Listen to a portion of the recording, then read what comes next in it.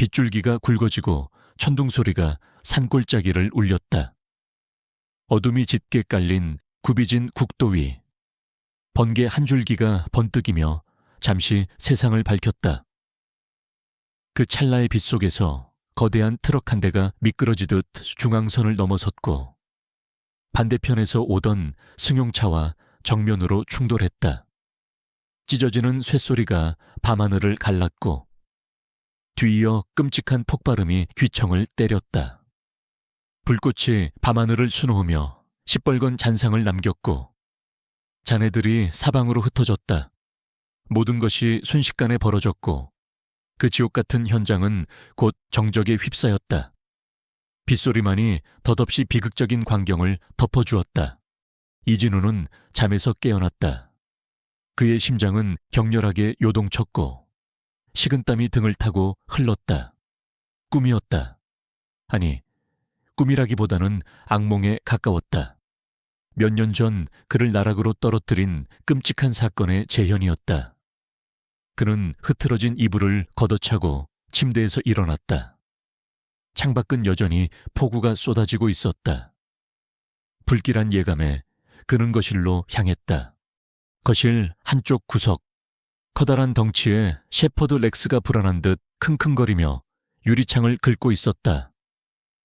렉스는 이진우의 유일한 가족이자 그의 아픈 과거를 함께 견뎌낸 동반자였다. 렉스의 눈빛은 항상 이진우의 마음을 읽는 듯 깊고 충직했다. 렉스는 단순한 개가 아니었다. 특수훈련을 받은 경찰견이었고 이진우가 경찰로 복무하던 시절부터 그의 곁을 지켰던 전우였다. 하지만 이제 그들은 모두 사회의 변두리로 밀려나 외딴 상골에서 조용히 살아가고 있었다. 렉스는 이진우의 어깨에 고개를 비볐다. 괜찮아. 렉스, 애초에 아무것도 아니야. 으씨. 이진우는 렉스의 머리를 쓰다듬었지만 그의 목소리에는 미세한 떨림이 섞여 있었다. 렉스는 그의 불안을 감지한 듯 더욱 강하게 몸을 비볐다. 그때였다. 멀리서 희미하게 들려오는 사이렌 소리. 처음에는 빗소리에 묻혀 잘 들리지 않았지만 점점 더 선명해졌다. 이진우의 심장이 다시 한번 철렁했다. 그는 창가로 다가가 귀를 기울였다. 사이렌 소리는 이쪽으로 향하고 있었다. 그것도 아주 빠르게. 렉스는 이미 문 앞에서 지저대기 시작했다. 뭔가 심상치 않은 일이 벌어졌음을 직감한 이진우는 레인코트를 걸치고 랜턴을 챙겼다. 가자. 렉스. 그의 목소리에는 결연함이 묻어 있었다. 이진우와 렉스는 빗속을 헤치고 나아갔다. 사이렌 소리가 들려오는 곳은 마을로 이어지는 유일한 국도였다. 험준한 산악 지형을 깎아 만든 도로는 구불구불했고 평소에도 사고가 잦은 곳이었다. 얼마 가지 않아 눈앞에 끔찍한 광경이 펼쳐졌다. 거대한 트럭과 승용차가 뒤엉켜 있었고 형체를 알아볼 수 없을 정도로 찌그러져 있었다. 검은 연기가 솟아오르고 있었지만 빗물에 젖어 불길이 크게 번지지는 않은 듯했다. 소방차와 구급차가 막 도착하고 있었고 경찰차의 경광등이 밤하늘을 번뜩였다. 현장은 이미 아수라장이었다. 이진우는 현장 통제선 너머에서 렉스와 함께 멈춰섰다. 경찰의 눈에 띄지 않으려 조심했지만 렉스는 사고 현장 쪽을 향해 연신 킁킁거리며 낮은 으르렁거림을 냈다. 렉스의 행동은 평소와 달랐다. 분명 무언가를 감지한 것이었다. 이진우는 렉스의 시선을 따라 사고 차량 잔해 쪽을 응시했다. 그는 경찰 시절 쌓은 경험으로 이런 대형 사고에서는 숨겨진 피해자가 있을 수도 있다는 것을 알고 있었다. 렉스의 예민한 후각은 때로는 인간의 어떤 능력보다도 정확했다. 렉스가 갑자기 통제선을 넘어 잔해 쪽으로 달려가려 했다. 이진우는 황급히 렉스를 제지했다. 렉스 안 돼. 그는 렉스를 붙잡고 주위를 둘러보았다. 아무도 그들을 신경 쓰지 않는 듯했다. 현장 요원들은 각자의 임무에 바빴다. 렉스는 다시 몸을 비틀며 앞으로 나아가려 했다. 그 강렬한 몸짓에 이진우는 렉스가 단순한 호기심이 아니라 절박하게 무언가를 찾아내려는 것임을 직감했다. 잠깐만, 렉스. 이진우는 렉스의 눈을 들여다보았다. 렉스의 눈은 불안과 함께 무언가 간절함을 담고 있었다. 이진우는 렉스를 풀어주었다. 가서 찾아봐. 렉스는 기다렸다는 듯 쏜살같이 어둠 속으로 사라졌다. 이진우는 렉스가 위험에 처할까봐 불안했지만 동시에 렉스의 특별한 능력을 믿었다. 몇 분 후 렉스가 다시 모습을 드러냈다. 렉스는 입에 작은 천 조각을 물고 이진우에게 달려왔다. 그것은 아기 옷의 일부처럼 보였다. 그리고 렉스의 입에서는 희미하게 아기 울음소리가 들려오는 듯했다. 이진우는 자신의 귀를 의심했다. 이 끔찍한 현장에 아기가 있을 리 없었다. 하지만 렉스의 눈빛은 확신에 차 있었다. 어디야? 렉스 아기가 어디 있어? 이진우는 렉스를 따라 잔해 속으로 조심스럽게 발을 들였다. 렉스는 트럭 밑에 깔린 승용차 잔해 쪽으로 그를 이끌었다. 찌그러진 차체 사이, 거의 형체를 알아볼 수 없는 공간 속에서 희미하지만 분명한 아기 울음소리가 들려왔다. 이진우의 심장이 멎는 듯했다. 그는 랜턴 빛을 비추었다. 믿을 수 없게도 에어백이 터져 만들어진 틈새 공간 속에서 조그만 아기가 웅크린 채 울고 있었다. 기적이었다. 이 끔찍한 사고 속에서 어떻게 아기만이 멀쩡할 수 있었을까? 이진우는 주변을 둘러보았다. 현장 요원들은 트럭 운전자를 구조하는 데 집중하고 있었다. 아무도 이쪽을 보지 않았다. 그는 망설였다. 아기를 발견했다는 사실을 알리면 모든 것이 복잡해질 터였다. 경찰에 신고하면 아기는 병원으로 옮겨질 것이고 그는 다시 과거의 악몽과 마주해야 할지도 몰랐다. 그는 사회와의 단절을 선택한 지 오래였다. 하지만 이 조그만 생명을 모른 척할 수는 없었다. 그는 과거의 아픔이 떠올라 잠시 숨을 들이켰다. 그는 조심스럽게 아기를 꺼냈다. 아기는 갓난아기였다. 품에 안긴 아기는 울음을 그치고 이진우의 얼굴을 올려다보았다. 아기의 작은 손가락이 이진우의 굳은 얼굴을 만졌다. 그 순간 이진우의 마음속 깊은 곳에서 차갑게 얼어붙었던 무언가가 스르르 녹아내리는 듯했다. 아기는 기적이었다. 아기 옆에는 낡은 가죽 지갑 하나와 조그만 금빛 목걸이가 떨어져 있었다. 목걸이에는 앙증맞은 하트 모양의 펜던트가 달려 있었고 그 안에는 해운이라는 글자가 새겨져 있었다. 그리고 지갑 속에는 찢겨진 사진 한 장과 함께 낡은 편지 한 통이 들어 있었다.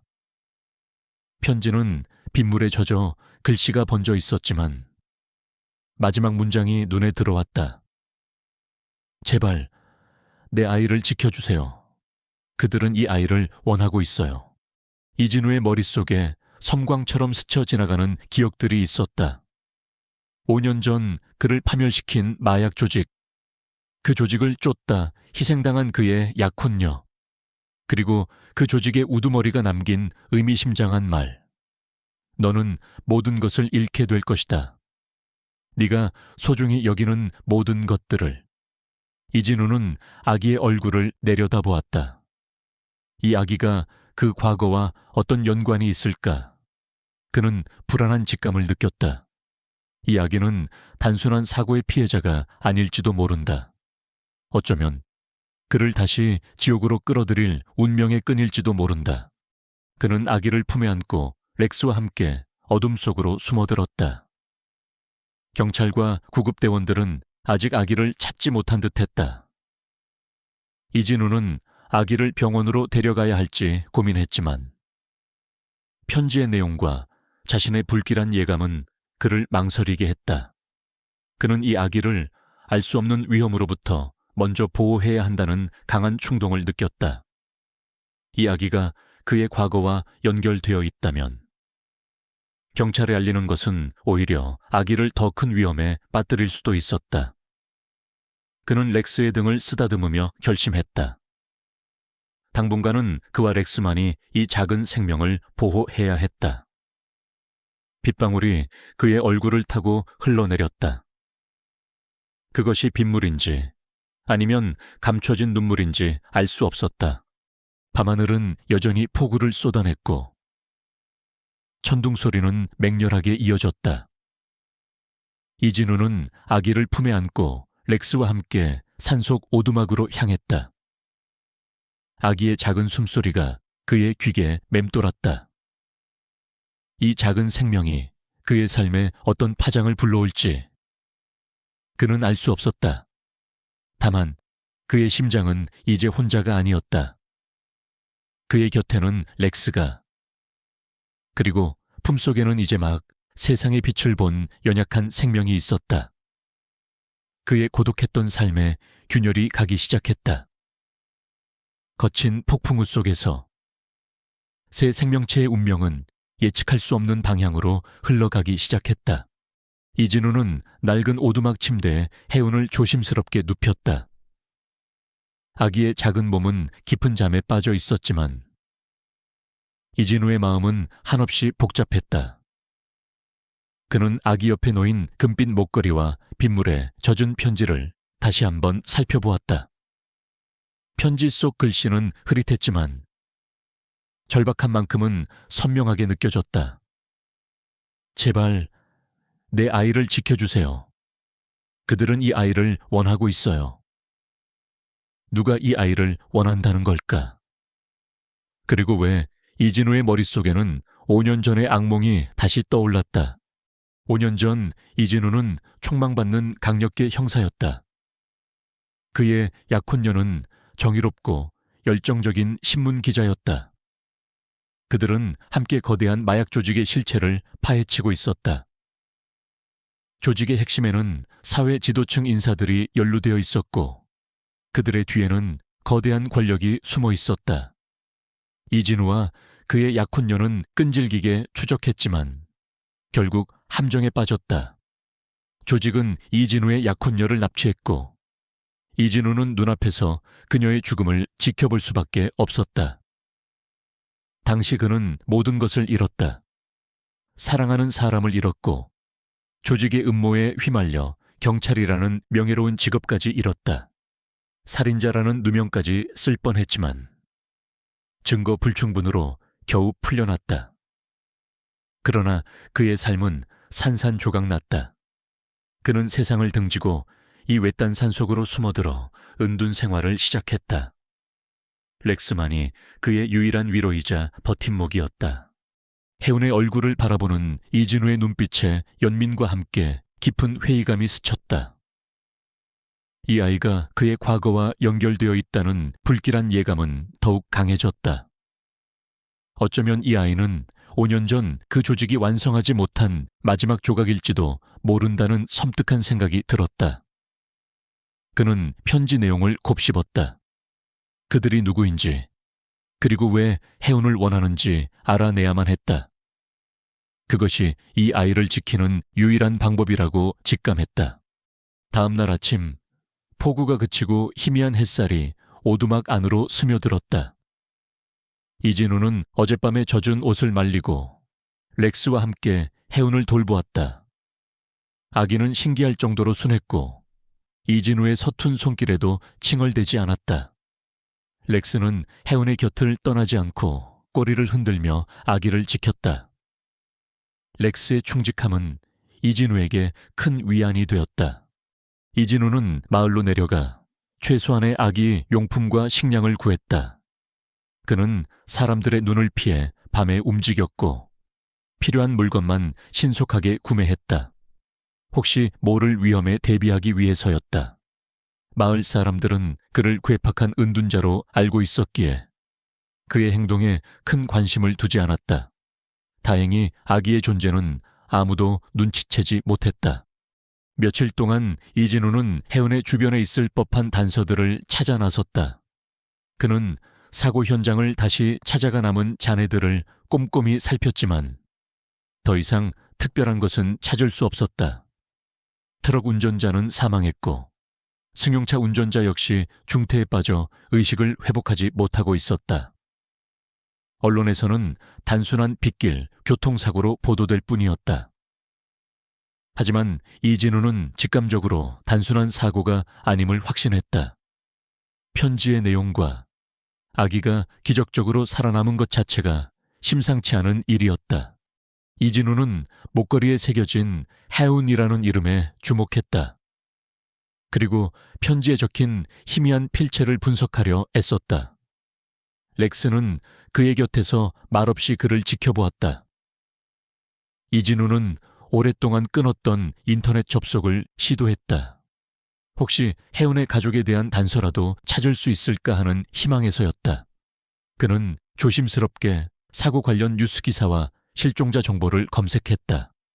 하지만 아무것도 나오지 않았다. 혜은이라는 이름의 실종 아동도, 사고 차량의 등록자 정보도 모호했다.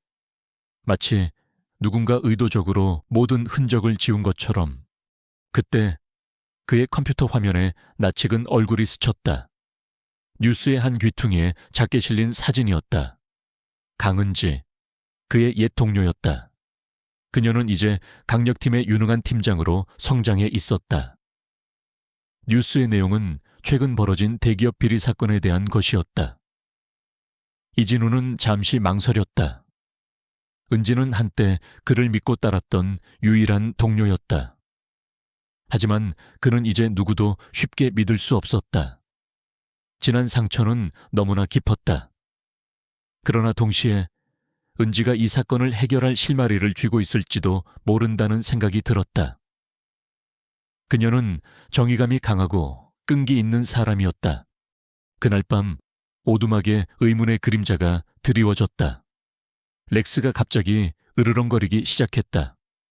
이진우는 혜운을 품에 안고 렉스의 뒤로 물러섰다.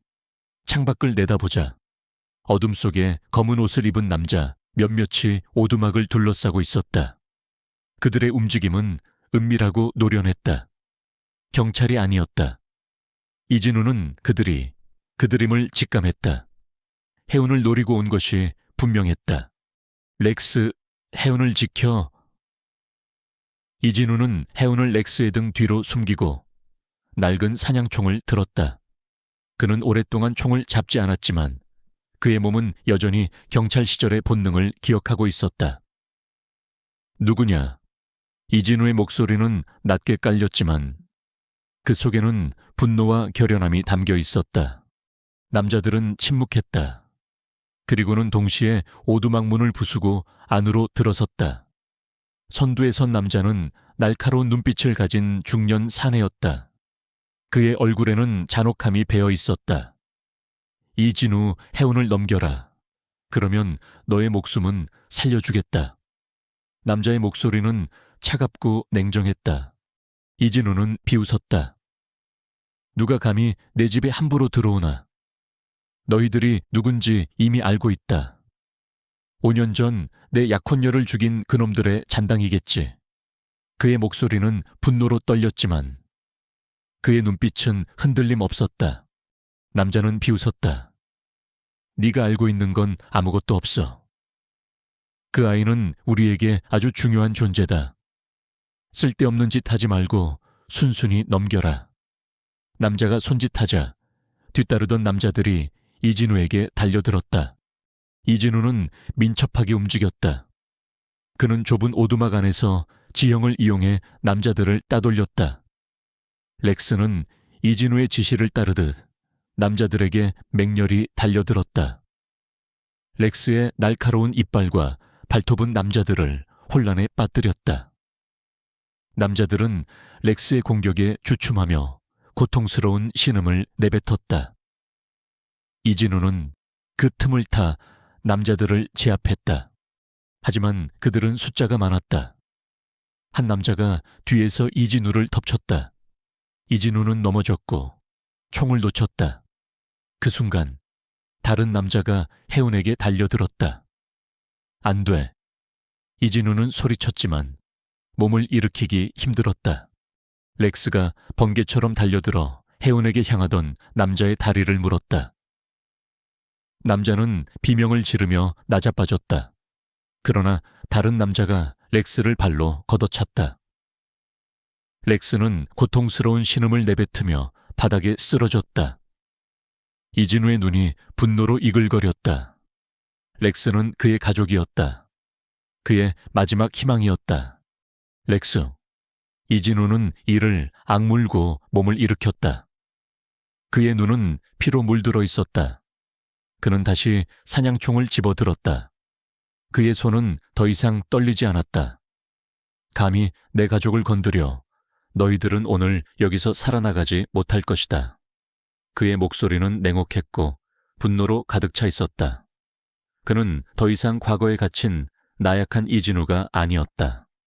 해운과 렉스를 지키기 위해서라면 그는 어떤 괴물과도 맞설 준비가 되어 있었다. 남자들이 다시 달려들었다. 하지만 이번에는 이전과 달랐다. 이진우의 움직임은 더욱 빠르고 정확했다. 그의 눈빛은 맹수처럼 번뜩였다. 그는 5년 전의 악몽이 재현되는 것을 막기 위해 모든 것을 걸었다. 렉스 또한 고통을 참으며 다시 일어섰고 이진우의 곁을 지켰다. 오두막 안은 처절한 싸움터로 변했다. 몇 분간의 격렬한 싸움 끝에 남자들은 결국 도망쳤다. 그들은 예상치 못한 이진우의 저항과 렉스의 맹렬한 공격에 크게 당황한 듯했다. 이진우는 쓰러진 남자들을 확인했지만 그들은 모두 기절했거나 심하게 다쳐 움직이지 못했다. 이진우는 렉스의 상태를 살폈다. 렉스는 다리에 상처를 입었지만 다행히 심각한 정도는 아니었다. 이진우는 렉스를 품에 안고 등을 쓰다듬었다. 고맙다. 렉스, 정말 고맙다. 그의 목소리는 떨렸다. 이진우는 해운을 품에 안았다. 해운은 다행히 아무런 상처도 입지 않았다. 그녀는 평화롭게 잠들어 있었다. 이진우는 자신의 선택이 옳았음을 확신했다. 이 아이를 경찰에 맡겼다면 아마 지금쯤 그들의 손에 넘어갔을 것이다. 그는 이제 이 아이의 안전이 자신의 손에 달려 있음을 분명히 깨달았다. 이진우는 남자들이 남긴 단서들을 살펴보았다. 그들의 주머니에서는 조악하게 만들어진 신분증과 함께 누군가의 이름과 연락처가 적힌 쪽지가 발견되었다. 이병철. 이진우의 눈이 커졌다. 이병철은 5년 전 마약 조직 사건의 배후로 지목되었던 인물이었다. 그는 당시 증거 불충분으로 기소조차 되지 않고 풀려났었다. 그가 살아있었고 여전히 이진우의 삶에 그림자를 들이우고 있었다. 이진우는 숨을 깊게 들이쉬었다. 이제 모든 것이 명확해졌다. 해운은 단순한 아기가 아니었다. 그녀는 이병철이 감추고 싶어 하는 거대한 비밀의 열쇠를 쥐고 있었다. 그리고 이병철은 그 비밀을 위해 해운을 없애려 할 것이 분명했다. 이진우는 이병철의 이름을 되뇌었다. 복수심이 그의 심장을 조여왔다. 그러나 이번에는 복수만이 아니었다. 그는 해운을 지켜야 했다. 그녀는 이제 그의 전부였다.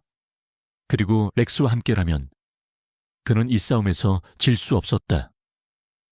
이진우는 렉스의 눈을 바라보았다. 렉스는 변함없는 충직함으로 이진우를 응시했다. 그들의 눈빛에는 강렬한 의지가 담겨 있었다. 싸움은 이제 시작되었다. 이진우는 렉스를 부축하며 오두막 안으로 들어섰다. 렉스의 다리에는 꽤 깊은 상처가 나 있었다. 그는 구급상자를 찾아 소독약과 붕대로 렉스의 상처를 조심스럽게 치료했다. 렉스는 낑낑거렸지만 이진우의 손길을 거부하지 않았다. 미안하다, 렉스. 내가 좀 더 조심했어야 했는데. 이진우의 목소리에는 자책감이 묻어났다. 렉스는 그의 손을 핥으며 위로하는 듯했다. 해우는 평화롭게 잠들어 있었다. 이진우는 남자들이 남기고 간 쪽지를 다시 확인했다. 이병철. 그 이름은 이진우의 심장을 다시금 분노로 물들였다. 5년 전 모든 증거가 이병철을 가리키고 있었음에도 불구하고 그는 거대한 법망을 빠져나갔다. 이진우는 그를 잡기 위해 모든 것을 걸었지만 결국 그 자신만이 나락으로 떨어졌다. 이병철은 그에게 깊은 상처를 남긴 원흉이었다.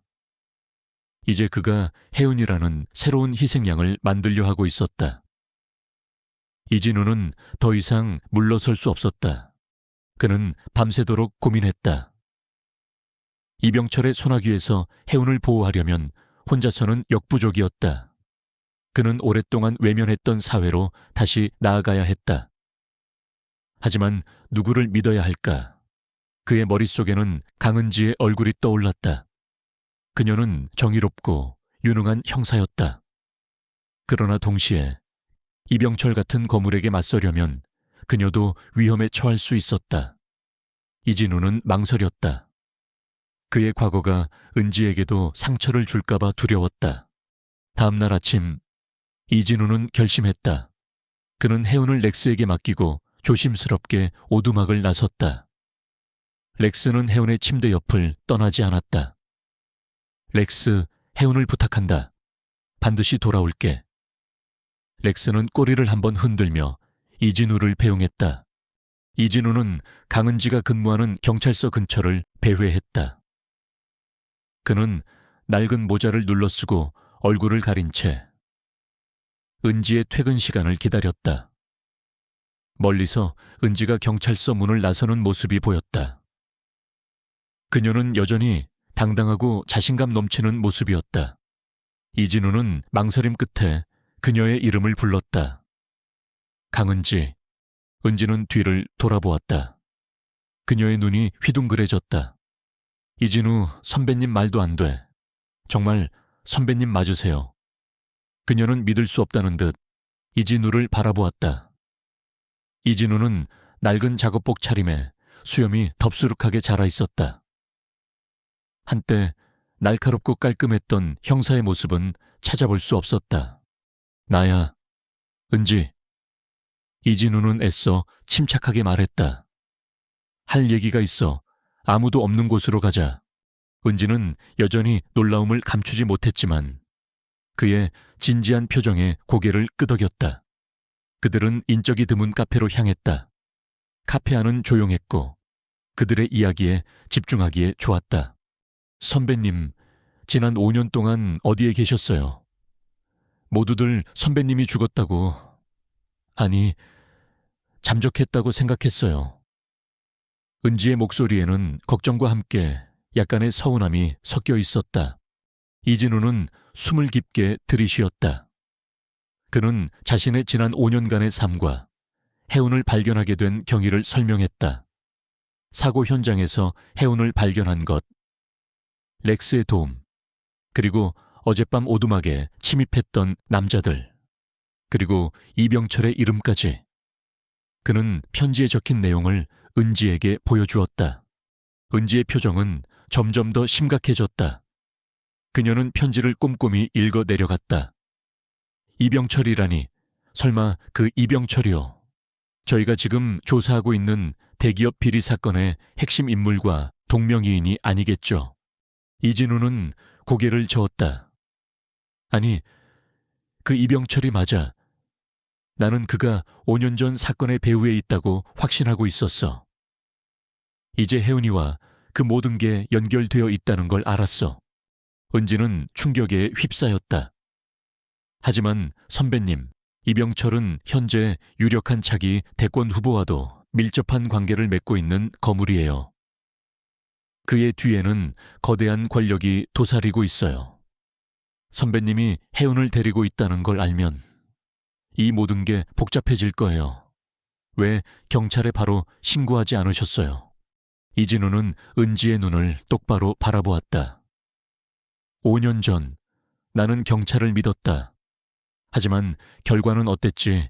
약혼녀를 잃고 나 자신은 누명을 쓸 뻔했어. 그들은 이병철을 보호했고 나는 버려졌다. 이 아이도 똑같은 일을 겪게 할 수는 없었어. 편지에 쓰여 있잖아. 그들은 이 아이를 원하고 있다고. 은지의 얼굴에 복잡한 감정이 스쳤다.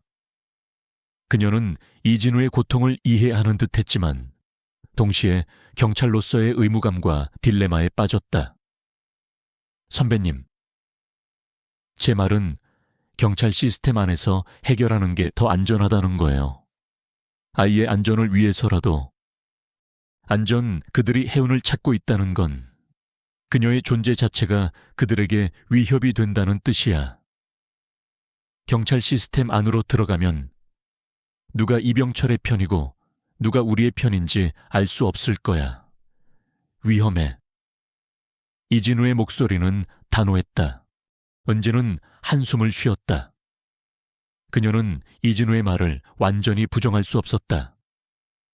그녀가 현재 조사하고 있는 대기업 비리 사건에도 권력형 비리가 얽혀 있었고 경찰 내부에도 이병철의 손이 뻗어 있을 가능성이 있었다. 알겠어요. 선배님 말씀을 이해는 해요. 하지만 저도 경찰관으로서 보고하지 않을 수는 없어요. 이건 아동보호와 관련된 문제이기도 해요. 보고하기 전에 먼저 이병철의 정체를 파악하고 혜운이 왜 그들에게 중요한지 알아내야 해. 나는 혜운이 사고 현장에서 발견된 금빛 목걸이와 편지가 단서가 될 거라고 생각해. 그리고 이병철이 5년 전 사건과 어떻게 연결되어 있는지도 알아야 해. 그의 약점이 뭔지 찾아내야 해. 이진우는 자신의 계획을 차분히 설명했다. 너는 지금 이병철과 관련된 비리 사건을 조사하고 있잖아. 우리가 힘을 합치면 더 빨리 진실에 다가갈 수 있을 거야. 은지는 잠시 침묵했다. 이진우의 제안은 위험했지만 동시에 매력적이었다. 그녀는 이병철의 실체를 밝혀내고 싶었고 이진우의 경험과 직관은 분명 큰 도움이 될 것이었다. 특히 5년 전 사건에 대한 이진우의 통찰력은 그녀에게 부족한 부분이었다. 좋아요. 선배님, 제가 아는 정보를 공유하고 선배님을 돕겠어요. 하지만 한 가지 조건이 있어요. 뭔데? 이진우가 물었다. 혜운의 안전을 최우선으로 해야 해요. 그리고 우리가 이병철의 약점을 찾고 진실을 밝히는 순간 혜운의 존재를 경찰에 정식으로 보고해야 해요. 그리고 선배님도 다시 사회로 돌아와야 해요. 은지의 눈빛은 진지했다. 그녀는 이진우를 다시 빛의 세계로 이끌어내고 싶었다. 이진우는 잠시 망설였다. 사회로 돌아가는 것은 그에게 너무나도 힘든 일이었다. 그러나 혜운을 보호하고 이병철에게 복수하기 위해서는 어쩔 수 없는 선택이었다. 그는 고개를 끄덕였다. 알겠어. 약속할게. 혜운이 안전해지고 이병철의 죄가 밝혀지면 모든 것을 제자리로 돌려놓을게. 그들은 그 자리에서 서로의 정보를 공유하기 시작했다. 은지는 이병철이 해외 비자금 조성과 관련된 대규모 로비 사건에 연루되어 있다는 사실을 알려주었다. 그는 유령 회사를 통해 막대한 자금을 세탁하고 있었고 그 과정에서 많은 정치인과 고위 공무원들이 연루되어 있었다. 최근 그의 사업체가 갑작스럽게 확장되고 있었는데 그 중심에는 신원불명의 투자가가 있었다고 했다. 이병철은 최근 그의 과거를 지우려는 듯한 움직임을 보이고 있어요. 특히 5년 전 그 마약 사건과 관련된 기록들을 말소하려 했던 정황이 포착됐어요. 은지가 말했다. 이진우의 눈이 날카롭게 빛났다. 그렇다면 혜운은 이병철의 과거와 깊이 연관되어 있다는 뜻이군. 어쩌면 혜운이 이병철의 약점이 될 수도 있어. 은지는 고개를 끄덕였다. 가능성이 있어요. 최근 이병철이 과거 사건과 관련된 인물들을 은밀히 접촉했다는 첩보도 입수했어요. 그들은 각자 조사해야 할 부분들을 나누었다. 이진우는 혜운의 주변에 남겨진 단서들을 분석하고 이병철의 과거 행적과 5년 전 사건의 관련성을 심층적으로 파헤치기로 했다. 은지는 이병철의 현재 비리 사건을 계속 조사하면서 그와 혜운 사이의 연결고리를 찾기로 했다. 선배님, 조심하세요. 이병철은 상상 이상으로 잔인하고 교활한 인물이에요. 그는 자신의 목적을 위해서라면 어떤 수단과 방법도 가리지 않을 거예요. 은지가 걱정스러운 표정으로 말했다. 나도 알아. 하지만 이번에는 물러서지 않을 거야. 반드시 혜운을 지킬 거고 그에게 모든 죗값을 치르게 할 거야. 이진우의 눈빛은 결연했다. 그는 더 이상 고독한 은둔자가 아니었다. 그의 곁에는 혜운과 렉스, 그리고 이제는 은지라는 든든한 동료가 있었다. 잃어버렸던 정의감을 다시 되찾은 듯 그의 심장이 뜨겁게 뛰기 시작했다. 어두운 그림자 속에서 희미하지만 분명한 희망의 빛이 보이기 시작했다. 이진우는 은지와의 만남 이후 다시 오두막으로 돌아왔다. 그의 머릿속은 이병철과 혜운을 둘러싼 복잡한 퍼즐 조각들로 가득했다. 은지로부터 얻은 정보는 5년 전 사건의 빈 공간을 채워주는 중요한 단서였다. 이병철이 과거 사건 관련 기록을 말소하려 했다는 사실은 혜운의 존재가 그에게 얼마나 치명적인지 역설적으로 증명하는 것이었다. 렉스는 이진우가 돌아오자마자 반갑게 달려와 그의 다리에 몸을 비볐다. 혜운은 잠에서 깨어 이진우를 향해 작은 손을 뻗었다. 그들의 존재는 이진우에게 싸워나갈 용기와 이유가 되었다. 이진우는 먼저 혜운의 목걸이와 편지에 집중했다. 목걸이에 새겨진 혜운이라는 이름은 아기의 본명일 가능성이 높았다. 편지에 쓰인 필체는 여성의 필체였고 다급함이 역력했다. 이진우는 편지에 적힌 희미한 지문과 머리카락 한 올까지도 놓치지 않고 분석했다. 경찰 시절의 날카로운 직관과 경험이 되살아나는 듯했다. 그는 오두막 한쪽에 간이 실험실을 만들고 가지고 있던 기본적인 도구들을 이용해 증거물들을 살폈다. 한편 은지는 이병철의 비리 사건을 파헤치는 데 주력했다.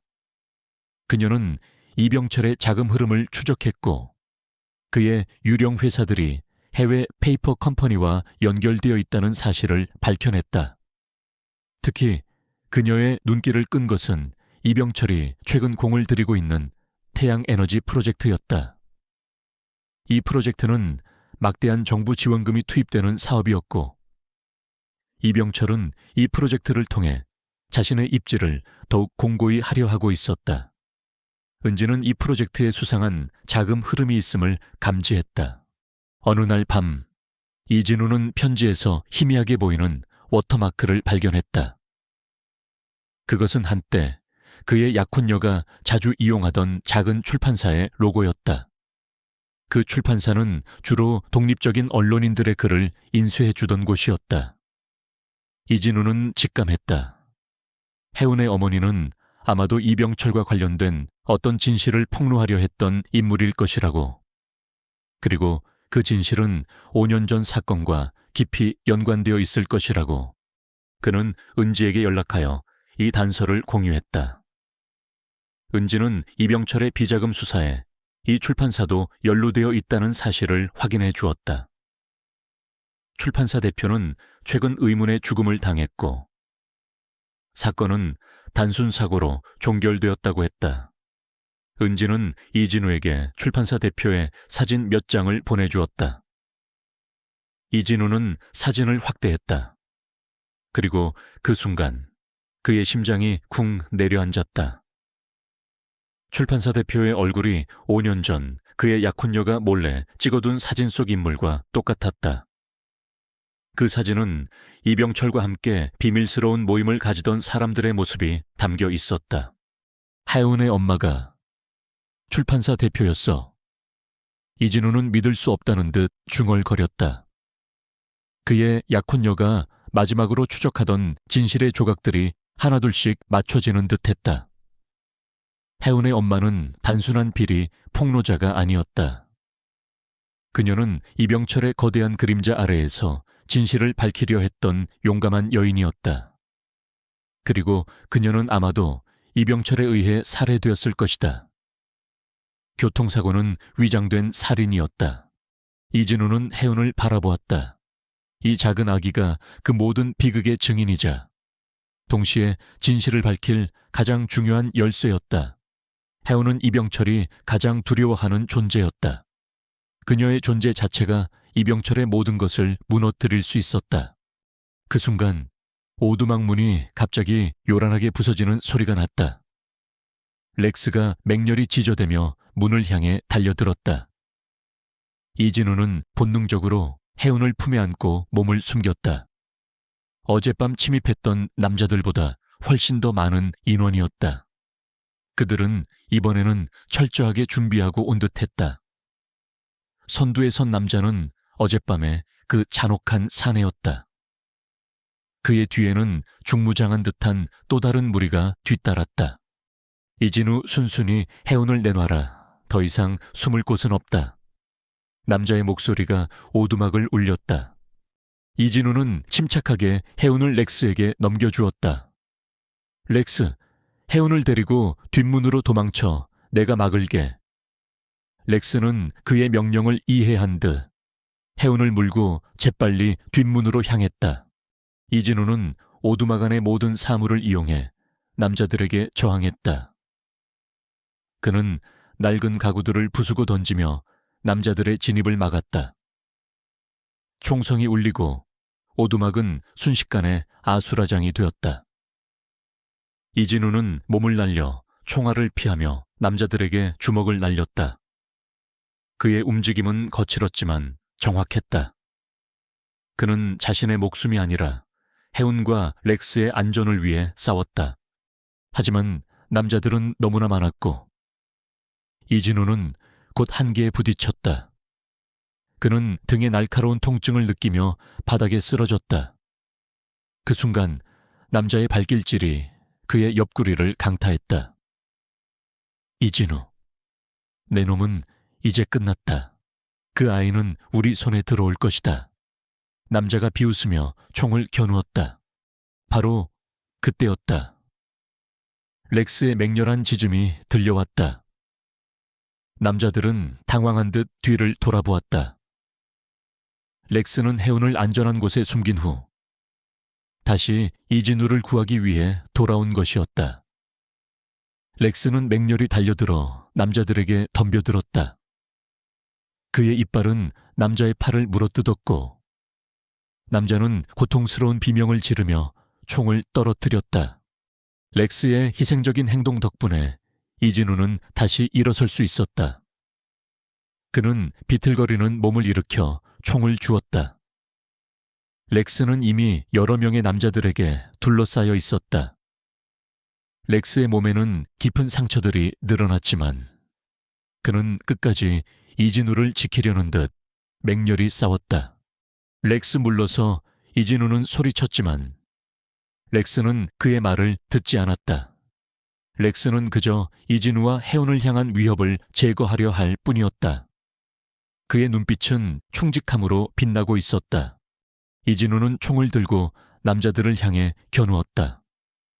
그의 손은 떨리지 않았다. 그는 망설임 없이 방가쇠를 당겼다. 탕총성이 오두막 안을 뒤흔들었다. 남자들은 혼비백산하여 도망치기 시작했다. 이진우는 쓰러진 남자들을 다시 확인했다. 심하게 다쳤지만 죽지는 않았다. 그는 더 이상 불필요한 살인을 저지르고 싶지 않았다. 렉스는 피투성이가 된 채 이진우에게 다가왔다. 그의 몸은 상처투성이었지만 그의 눈빛은 여전히 이진우를 향한 충성심으로 가득했다.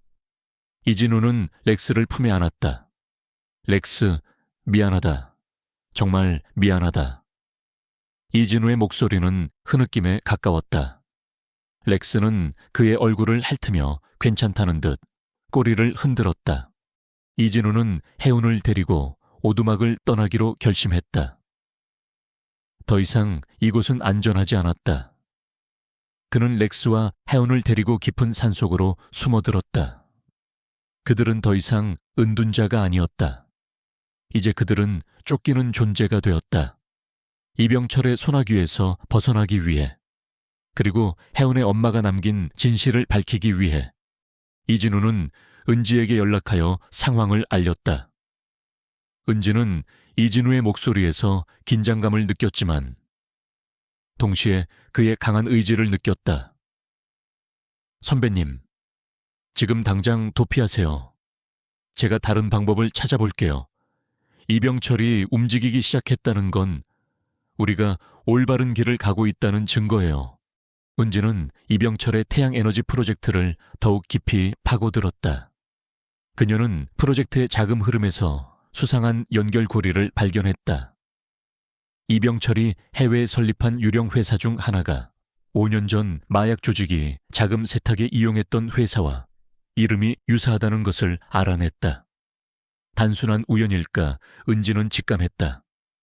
이병철은 5년 전에 죄를 덮기 위해 새로운 사업을 벌이고 있었고 그 과정에서 해운의 엄마가 가진 진실이 방해가 되었던 것이다. 은지는 이병철의 태양에너지 프로젝트에 계약 서류를 입수하기 위해 노력했다. 그 서류 안에 숨겨진 진실이 있을 것이라고 확신했다. 그녀는 위험을 무릅쓰고 이병철의 사무실에 잠입할 계획을 세웠다. 어둠이 내린 산속. 이진우는 해운을 품에 안고 렉스와 함께 차가운 바위 틈에 몸을 숨겼다. 해운은 추운 날씨에도 불구하고 칭얼대지 않고 이진우의 품에 안겨 잠들어 있었다. 이진우는 그녀의 작은 얼굴을 쓰다듬었다. 이 아기가 세상에 나온 이유가 무엇일까? 그의 약혼녀의 죽음과 해운의 엄마의 희생. 모든 것이 거대한 그림자 아래에서 연결되어 있었다. 그는 반드시 이 진실을 밝혀내고 이병철에게 그의 죗값을 치르게 할 것이라고 다짐했다. 그의 마음속에는 복수심과 함께 해운을 향한 강한 책임감이 피어오르고 있었다. 이진우는 렉스와 해운을 데리고 며칠 밤낮으로 산속을 헤맸다. 이병철의 추적을 따돌리기 위해서였다. 깊은 산속은 위험했지만 동시에 그들의 유일한 피난처였다. 이진우는 해운을 품에 안고 렉스의 도움을 받아 험준한 지형을 이동했다. 렉스는 지쳐 쓰러질 때까지 이진우와 해운을 보호했다. 렉스의 희생적인 충성심은 이진우에게 큰 위안이 되었다. 그는 먹을 것을 구하고 비를 피할 동굴을 찾아다녔다. 이진우의 얼굴은 수척해졌지만 그의 눈빛은 오히려 더욱 날카롭고 강렬해졌다. 그는 해운을 지키기 위해서라면 어떤 고통도 감수할 준비가 되어 있었다. 은지는 이진우에게 비상 연락망을 통해 계속해서 정보를 전달했다. 그녀는 이병철의 태양에너지 프로젝트에 대한 심층 조사를 이어갔다. 마침내 그녀는 결정적인 증거를 발견했다. 이병철이 추진하는 태양에너지 프로젝트는 표면적으로는 친환경 사업이었지만 실제로는 거액의 비자금을 세탁하고 국제 마약 거래를 위한 루트를 확보하려는 거대한 음모의 일환이었다. 그리고 이 과정에서 해운의 어머니, 즉 죽은 출판사 대표가 결정적인 정보를 입수하고 이를 폭로하려 했다는 사실을 알아냈다. 해운의 어머니는 이병철의 비자금 관련 자료를 가지고 있었고 그 자료는 현재 이병철의 비밀 금고에 보관되어 있을 가능성이 높았다. 은지는 이진우에게 이병철의 비밀 금고가 그의 저택 지하에 있다는 정보를 전달했다. 그리고 그 금고 안에는 이병철의 모든 범죄 행위를 입증할 수 있는 자료들이 들어있을 것이라고 추측했다. 은지는 더 이상 망설일 시간이 없다고 판단했다. 이병철은 자신이 가진 모든 것을 이용해 해운과 이진우를 제거하려 할 것이 분명했다. 이진우는 은지의 정보를 받고 충격에 휩싸였다. 해운의 엄마가 그렇게 용감하게 이병철의 비리를 파헤치려 했다는 사실에 깊은 존경심을 느꼈다. 동시에 그녀를 죽음으로 내몬 이병철에 대한 분노가 다시 한번 치솟았다. 그는 은지에게 연락하여 이병철의 저택에 잠입할 계획을 세우자고 제안했다. 은지, 더 이상 도망칠 수 없어. 정면으로 부딪혀야 해. 이병철의 저택으로 잠입해서 그 자료들을 찾아내자. 은지는 처음에는 주저했다. 그것은 너무 위험한 작전이었다. 하지만 이진우의 목소리에 담긴 결연함과 간절함에 그녀는 결국 동의했다. 좋아요. 선배님, 제가 저택 내부 지도를 파악하고 보안 시스템 정보를 알아낼게요. 하지만 무모하게 행동하면 안 돼요. 걱정 마. 나는 더 이상 혼자가 아니야. 해운과 렉스가 있어. 나는 그들을 지키기 위해서라면 뭐든지 할 수 있어. 이진우의 목소리는 비장했지만 그의 눈빛은 흔들림 없었다. 그들은 은밀하게 만났다. 은지는 이병철 저택의 상세한 도면과 보안 시스템 정보를 이진우에게 넘겨주었다. 이병철의 저택은 삼엄한 경비를 자랑했지만 은지는 내부 정보를 통해 약점을 찾아냈다. 이진우는 렉스와 함께 도면을 보며 잠입 경로를 연구했다. 렉스는 이진우의 지시를 이해하는 듯 도면 위를 킁킁거리며 집중했다. 작전 실행일. 밤은 짙고 하늘에는 먹구름이 가득했다. 이병철의 저택은 거대한 성체처럼 어둠 속에 웅장하게 서 있었다. 이진우는 해운을 안전한 곳에 맡기고 렉스와 함께 저택으로 향했다. 해운은 이진우의 품에서 떠나려 하지 않았다. 해운아, 아빠 금방 돌아올게. 렉스 아저씨랑 같이 있어. 이진우는 해운의 작은 이마에 입을 맞추고 눈물을 머금은 채 돌아섰다. 이진우와 렉스는 은지가 알려준 비밀 통로를 통해 저택의 외곽 경비를 뚫고 안으로 침투했다. 그들의 움직임은 그림자처럼 은밀했다. 저택 내부는 최첨단 보안 시스템으로 무장되어 있었지만 이진우는 과거 경찰 시절의 경험을 살려 능숙하게 장애물들을 회피했다. 렉스는 그의 발소리조차 내지 않고 이진우의 그림자처럼 따라붙었다. 그들은 저택 지하에 위치한 비밀 금고실을 향해 나아갔다. 복도를 지나던 중 갑자기 경보음이 울렸다. 젠장 이진우가 낮게 욕설을 읊조렸다. 누군가 그들의 침입을 눈치챈 것이 분명했다.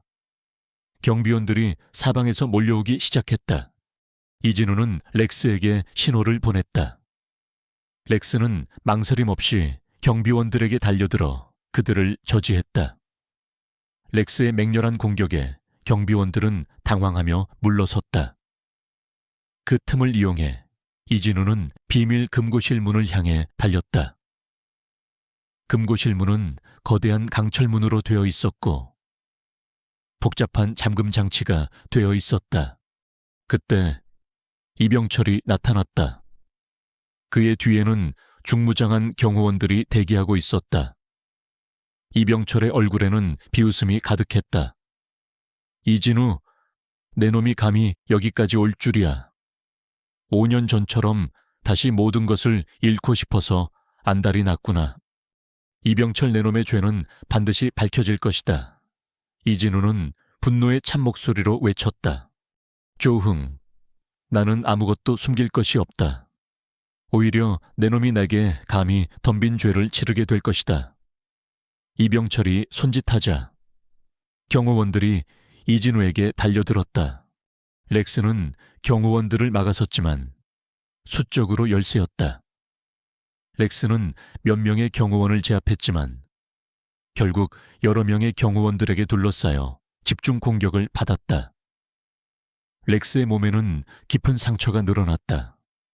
그의 숨소리가 거칠어졌다.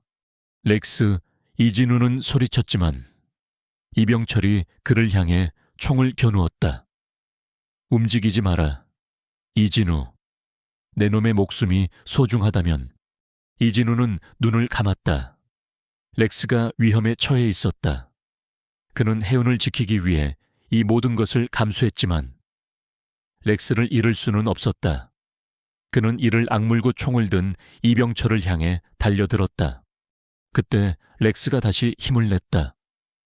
렉스는 온몸의 상처에도 불구하고 마지막 남은 힘을 쥐어짜 이병철에게 달려들었다. 렉스는 이병철의 다리를 물어뜯었다. 이병철은 비명을 지르며 총을 놓쳤다. 렉스는 총을 주워 입에 물고 이진우에게 던져주었다. 이진우는 총을 잡았다. 렉스의 눈빛은 마지막 힘을 다해 그를 바라보았다. 렉스의 눈에서는 눈물이 흐르는 듯했다. 그의 몸은 더 이상 버틸 수 없다는 듯 비틀거렸다. 렉스는 이진우의 발치에 쓰러졌다. 그의 몸은 미동도 없었다. 렉스. 이진우는 렉스를 품에 안았다. 렉스의 몸은 차갑게 식어 있었다. 그의 충직한 친구이자 가족이었던 렉스가 그의 눈앞에서 죽음을 맞이한 것이었다. 이진우의 절규가 금고실을 울렸다. 그의 심장은 산산조각 나는 듯했다. 렉스는 마지막 순간까지 이진우를 지켰다. 혜운을 지키기 위한 렉스의 희생이었다. 이진우의 눈빛은 복수심으로 이글거렸다. 그는 고개를 들어 이병철을 바라보았다. 이병철은 고통스러운 다리를 붙잡고 비틀거리고 있었다. 이진우의 손에 들린 총이 흔들렸다. 그의 분노는 폭주 직전이었다. 내 놈, 감히 내 렉스를... 네. 이병철은 이진우의 눈빛에서 섬뜩한 광기를 읽었다. 그는 공포에 질려 뒷걸음질 쳤다. 이진우는 렉스의 죽음으로 인해 이성을 잃을 지경이었다. 그는 총구를 이병철의 머리에 겨누었다. 이제 끝이야. 이병철, 내 놈은 렉스의 죽음에 대한 대가를 치러야 할 것이다. 그 순간 은지의 목소리가 무정이를 통해 들려왔다. 선배님 안 돼요. 감정적으로 행동하면 안 돼요. 렉스의 희생이 헛되지 않게 이성적으로 생각하세요. 자료를 확보해야 해요. 진실을 밝혀야 해요. 은지의 목소리는 이진우의 귓가에 차갑게 박혔다. 그는 총을 든 손을 떨었다. 렉스는 그를 위해 희생했다. 복수심에 눈이 멀어 이병철을 죽인다면 렉스의 죽음은 아무 의미가 없게 될 터였다. 렉스는 진실을 밝히고 정의를 실현하기 위해 자신을 던졌다. 이진우는 이를 악물고 총구를 거두었다. 그의 눈에서는 뜨거운 눈물이 흘러내렸다. 이진우는 렉스를 조심스럽게 내려놓고 금고실 문을 향해 몸을 돌렸다. 이병철은 그 틈을 타 달아나려 했다. 어디 가려고? 이진우는 재빨리 이병철을 붙잡아 바닥에 내동댕이 쳤다. 그리고 그의 몸을 밟고 금고실 문을 향해 돌진했다.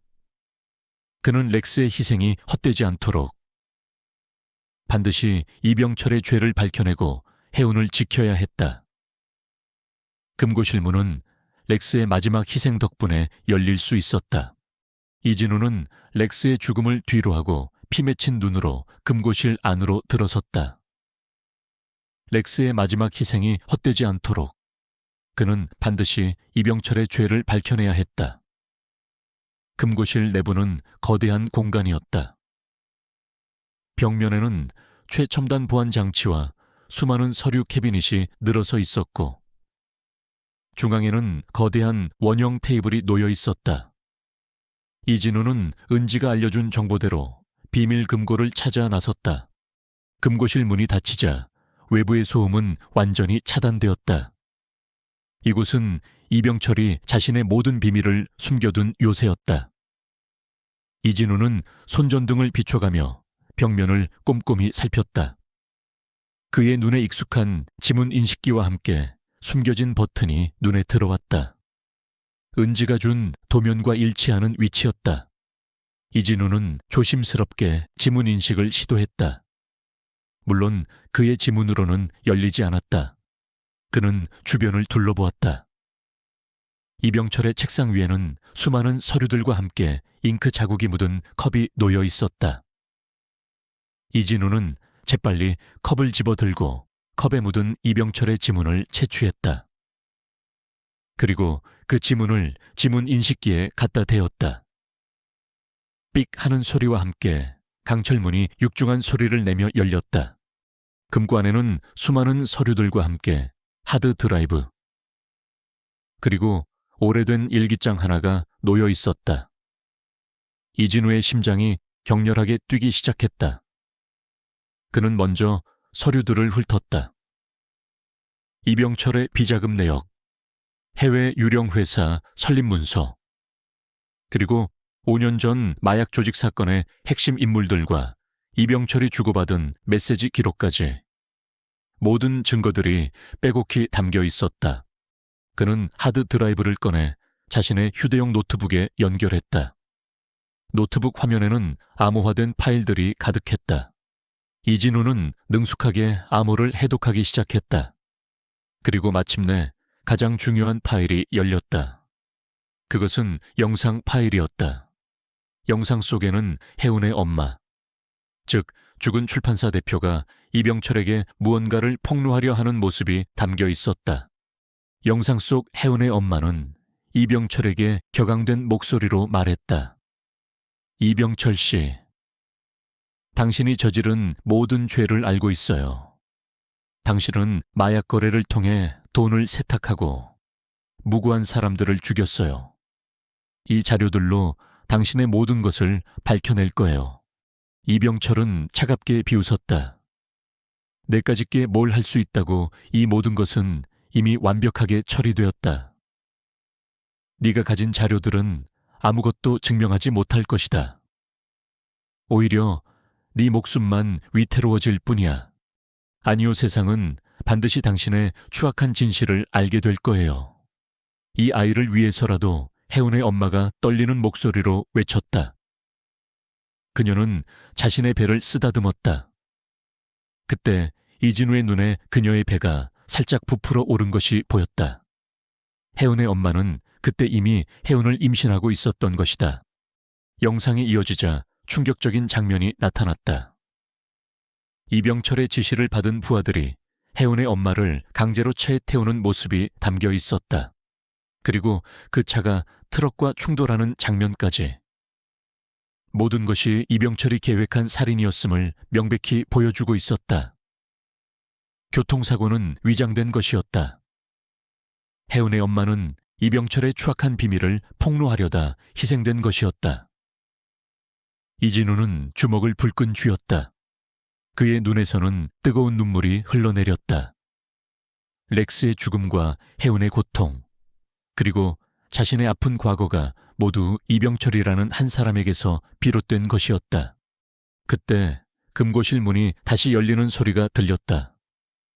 이병철과 경호원들이 다시 들어선 것이었다. 이병철의 얼굴에는 분노와 함께 초조함이 역력했다. 이진우 내놈이 감히 내 비밀 금고를 열어 당장 그 자료들을 내놔. 이진우는 노트북을 닫고 하드 드라이브와 서류들을 품에 안았다. 내놈의 죄는 이제 만천에 드러날 것이다. 이병철 혜운의 엄마와 렉스의 희생은 결코 헛되지 않을 것이다. 이병철은 이진우에게 달려들었다. 감히 내놈이 나를 협박해 죽여버리겠다. 이진우는 이병철의 공격을 피하고 금고실 밖으로 뛰쳐나왔다.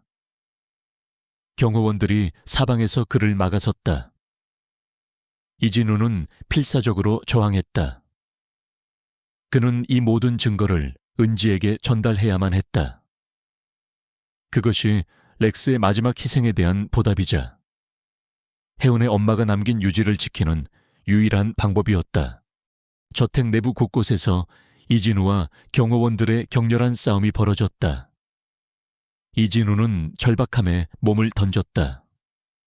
그는 총을 이용해 경호원들을 제압하고 이병철의 소나귀에서 벗어나려 했다.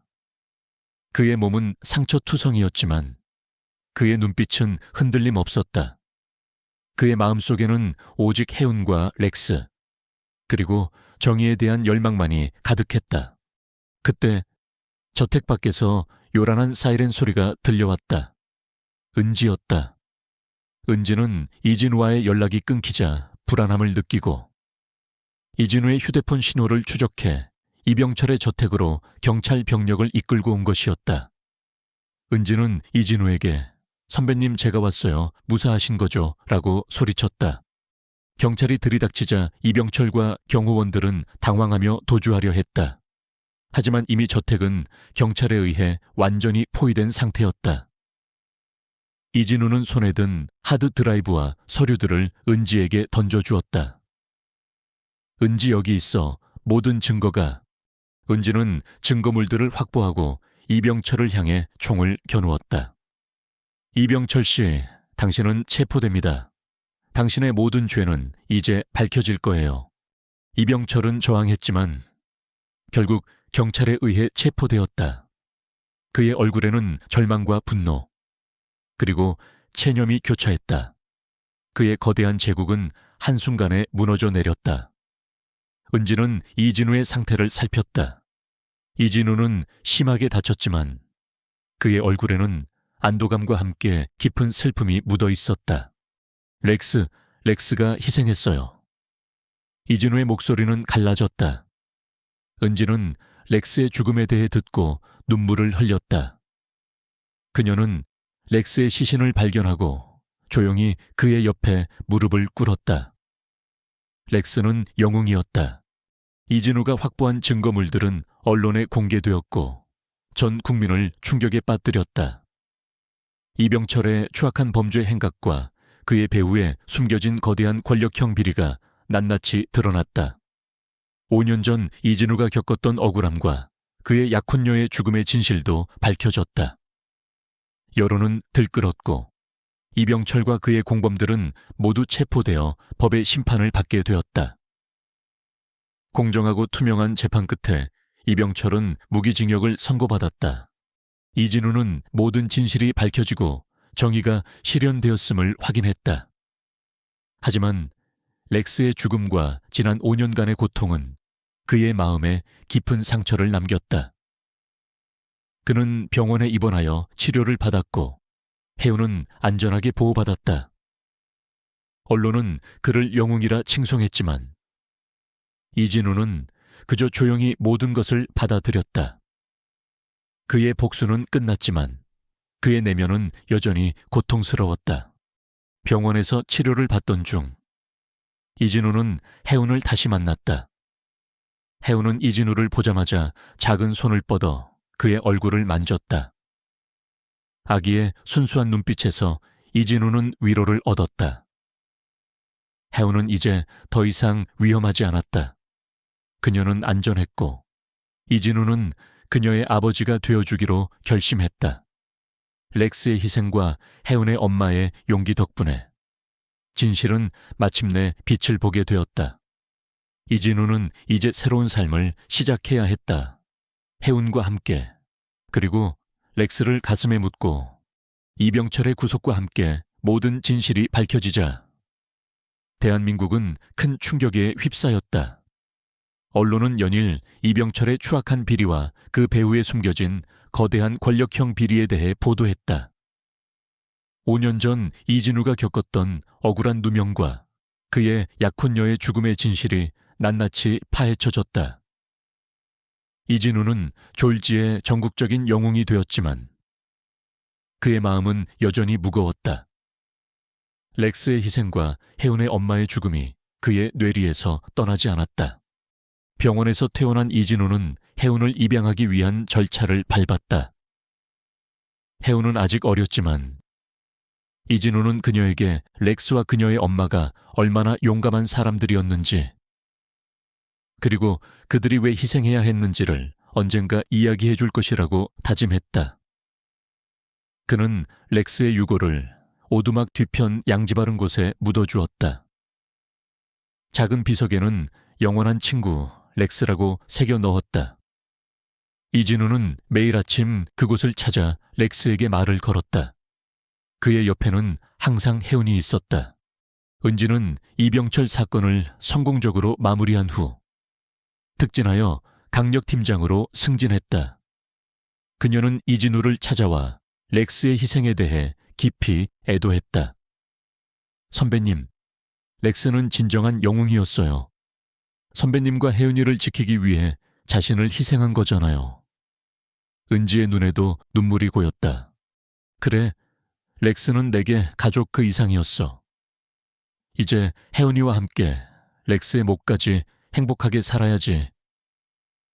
이진우의 목소리에는 슬픔과 함께 새로운 시작에 대한 다짐이 묻어 있었다. 이진우는 경찰 복귀를 제안받았지만 그는 거절했다. 그는 더 이상 과거의 그림자에 갇히고 싶지 않았다. 대신 그는 혜운과 함께 새로운 삶을 시작하기로 결정했다.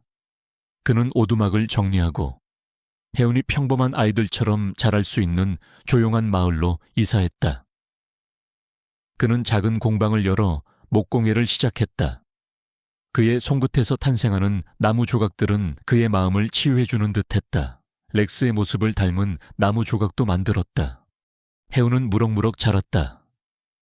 처음에는 낯선 환경에 적응하는데 시간이 걸렸지만 이진우의 따뜻한 보살핌 속에서 점차 밝고 명랑한 아이로 성장했다. 그녀는 이진우를 아빠라고 부르며 따랐고 그의 삶에 새로운 의미를 부여했다. 이진우는 혜운의 웃음소리를 들을 때마다 그의 어두웠던 과거가 서서히 빛으로 채워지는 것을 느꼈다. 은지는 주기적으로 이진우와 혜운을 찾아왔다. 그녀는 혜운에게 장난감을 선물하고 이진우에게는 수사에 대한 조언을 구하기도 했다. 그들은 이제 단순한 동료를 넘어 서로에게 깊은 신뢰와 유대감을 느끼는 친구이자 가족 같은 존재가 되었다. 은지는 이진우가 다시 사회와 소통하고 세상과 어울릴 수 있도록 도와주었다. 그녀는 이진우가 여전히 정의로운 사람이었음을 증명해 주었다. 어느덧 몇 년의 시간이 흘렀다. 혜운은 초등학교에 입학할 나이가 되었다. 그녀는 밝고 총명한 아이로 자랐고 이진우의 세상은 온통 혜운으로 가득 찼다. 이진우는 더 이상 악몽에 시달리지 않았다. 렉스의 빈자리는 여전히 컸지만 렉스가 남긴 용기와 사랑은 이진우의 마음속에 영원히 살아있었다. 어느 맑은 봄날, 이진우는 혜운의 손을 잡고 렉스의 무덤을 찾았다. 렉스의 비석에는 꽃이 놓여 있었다. 혜운은 렉스의 비석을 쓰다듬으며 조용히 속삭였다. 렉스 아저씨, 혜운이 잘 지내고 있어요. 아빠랑 같이요. 이진우는 혜운의 머리를 쓰다듬었다. 그의 눈에는 따뜻한 미소가 번졌다. 렉스, 네가 지켜준 이 아이가 이렇게 잘 자라고 있어. 정말 고맙다. 그의 목소리는 잔잔했지만 그 속에는 깊은 감사가 담겨 있었다. 이제 이진우의 삶에는 평화가 찾아왔다. 그는 더 이상 과거의 어둠에 갇혀 있지 않았다. 혜운이라는 밝은 빛이 그의 삶을 가득 채웠고 은지라는 든든한 동료가 그의 곁을 지켰다. 끔찍한 사고와 비극 속에서 시작된 그들의 운명은 결국 사랑과 희생, 그리고 정의를 통해 새로운 희망으로 꽃피웠다. 렉스가 발견한 작은 아기는 이진우의 삶뿐만 아니라 정의가 실현될 수 있다는 세상의 믿음까지 되찾아 주었다. 비록 아픔은 있었지만 그 모든 것은 더 큰 의미와 감동을 남기며 비로소 완벽한 마침표를 찍었다.